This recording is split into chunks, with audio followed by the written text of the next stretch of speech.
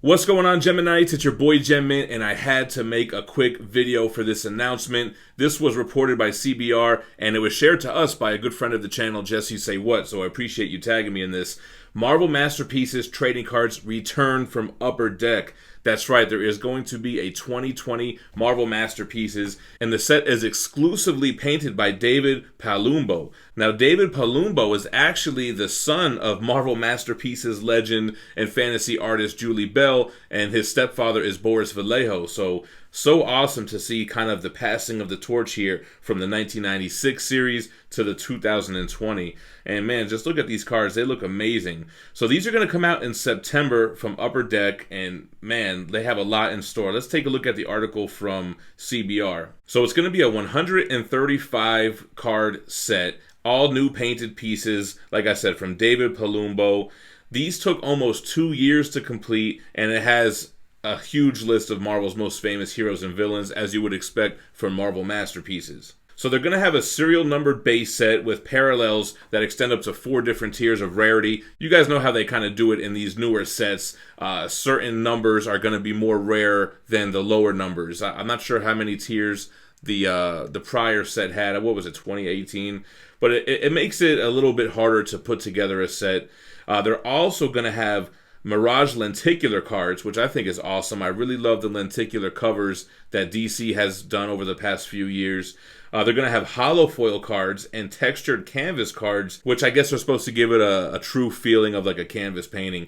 I'm all for the holofoil cards. I hope they mean hologram. Either way, give me something shiny and I'm happy. So we're going to have Battle Spectrum metallic foil inserts, inspired by earlier releases of Marvel Masterpieces. You know they're going to do some 1996 Boris Vallejo, Julie Bell stuff. And they're going to bring back those what if variants, preliminary art variants, and hard signed autograph cards, as well as never before seen metallurgy metal cards. I'm looking forward to all of those. It also goes on to say that Upper Deck's pulling out all the stops for this release with original art paintings and original preliminary art from Palumbo's 2020 Marvel Masterpieces collection, distributed via randomly inserted redemption cards throughout the set. Now, that actually also happened in the 1996 Marvel Masterpieces, the Boris Vallejo and Julie Bell set. I actually have seen the Wolverine original painting auction off on eBay, but you won that in a pack by getting a redemption card, so very cool to see that they're bringing that back. There's going to also be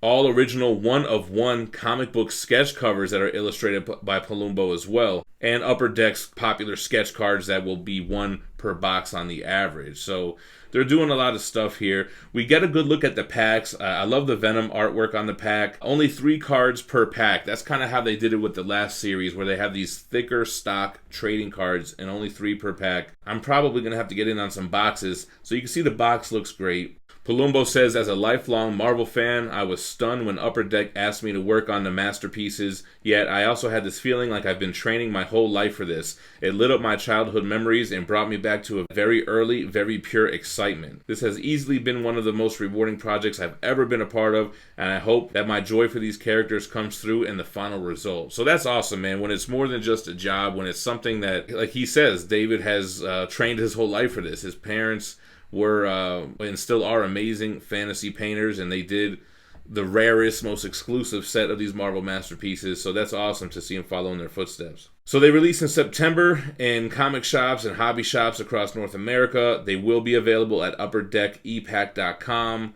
later this year, so it looks like local shops are going to get them first. Wow, so this might be a fun thing for me to, I love trading cards. That's what got me into the hobby. I always say Jusco's 1992 Marvel Masterpieces made me fall in love with comic books.